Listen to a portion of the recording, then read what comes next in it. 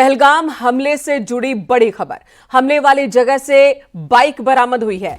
बिना number plate की ये बाइक बरामद हुई है और उसी जगह से मिली है जहां पर हमला हुआ है। पहलगाम में हमले वाली जगह से, और ये तस्वीरें भी सामने आ गई।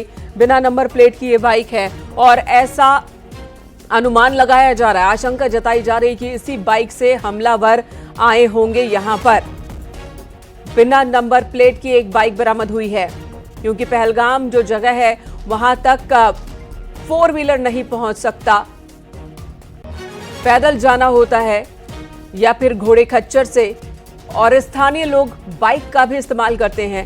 कुछ दूरी तक बाइक से जाया जा सकता है। ये बाइक जो यहां पर मिली है, क्या इसी का इस्तेमाल किया आतंकियों ने यहां तक पहुंचने में? क्या एक एक कर वो यहां पहुंचे थे, उन्हें यहां लेकर आया गया था, या इस तरह की और भी बाइक आसपास के इलाकों में हो सकती है? फिलहाल सर्च ऑपरेशन चल रहा है।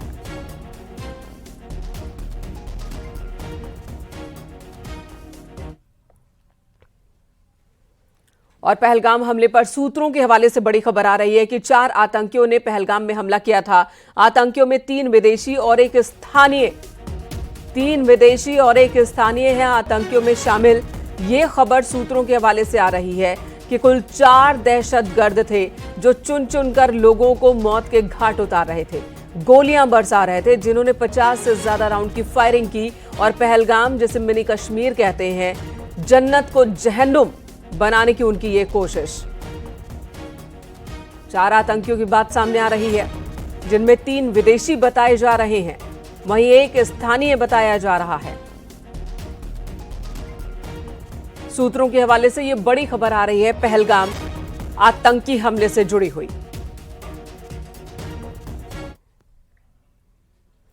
पहलगाम आतंकी हमले से जुड़ी एक एक खबर न्यूज़ 18 आपको दे रहा है। आतंकी हमले में हाफिज के करीबी का हाथ होने की भी आशंका है। हमले में सैफुल्लाह खालिद उर्फ सैफुल्लाह कसूरी का हाथ सामने आ रहा है। लश्कर का डिप्टी चीफ है सैफुल्लाह खालिद उर्फ सैफुल्लाह कसूरी। आईएसआई के अफसरों से है उसके कनेक्शन।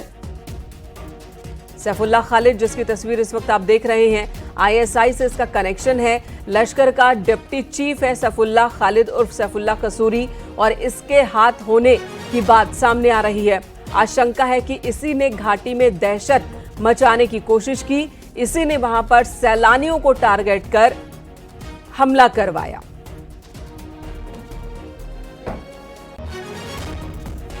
सैफुल्लाह खालिद उर्फ सैफुल्लाह कसूरी, जो कि लश्कर के डिप्टी चीफ के पद पर है।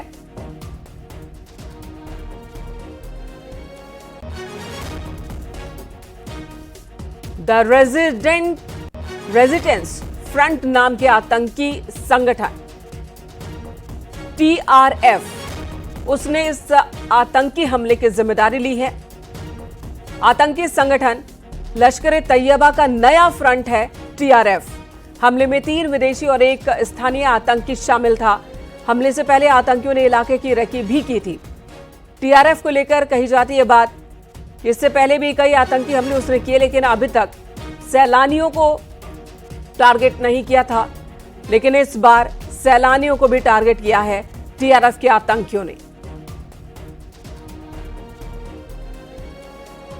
द रेजिस्टेंट फ्रंट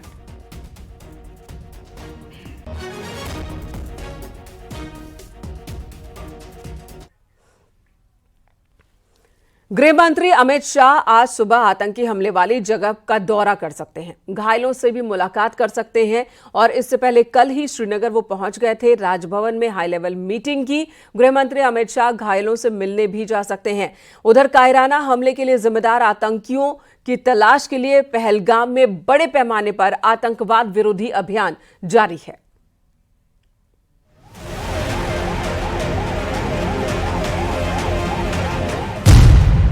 देश मांग रहा है पहलगाम का बदला। श्रीनगर में अमित शाह ने जमाया डेरा।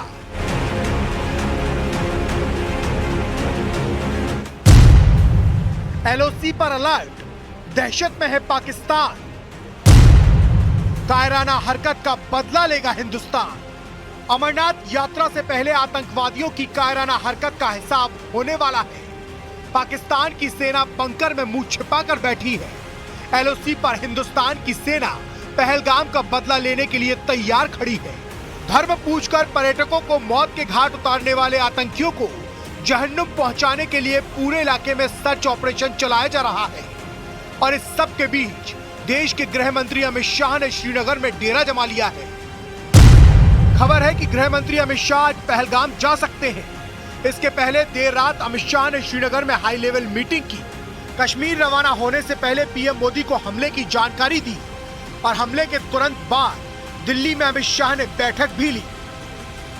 इसके साथ ही अमित शाह ने एक्स पर आतंकी हमले की निंदा की। अमित शाह ने लिखा, पहलगाम में पर्यटकों पर हुए आतंकी हमले से दुखी हूं। मेरी संवेदनाएं मृतकों के परिजनों के साथ है। इस जघन्य आतंकी हमले में शामिल लोगों को बख्शा नहीं जाएगा। भारत के सख्त रुख के बाद आतंकिस्तान बुरी तरह घबराया हुआ है।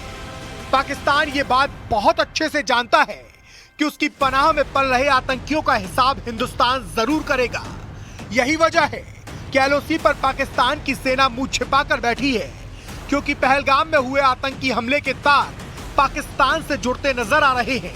गौर करने वाली बात है कि महज 5 दिन पहले ही पाकिस्तान की सेना के प्रमुख आसिम मुनीर ने कश्मीर के मुद्दे पर भारत के खिलाफ भड़काऊ बयानबाजी की थी। Our stance, government stance on Kashmir is absolutely clear. It was our jugular vein. It is our jugular vein. We will not forget it. And we will not leave our Kashmiri brethren in their heroic struggle, what they are waging against the Indian occupation. इस कार्यक्रम में आसिम मुनीर के अलावा पाकिस्तान के प्रधानमंत्री शहबाज शरीफ समेत वहां के कई बड़े नेता और फौज के अधिकारी शामिल थे। मुनीर के इस बयान के हफ्ते भर के अंदर ही पहलगाम की बैसरन घाटी में हमला हो गया। पहलगाम में हुए इस आतंकी हमले के बाद पूरे जम्मू कश्मीर में सुरक्षा बढ़ा दी गई है।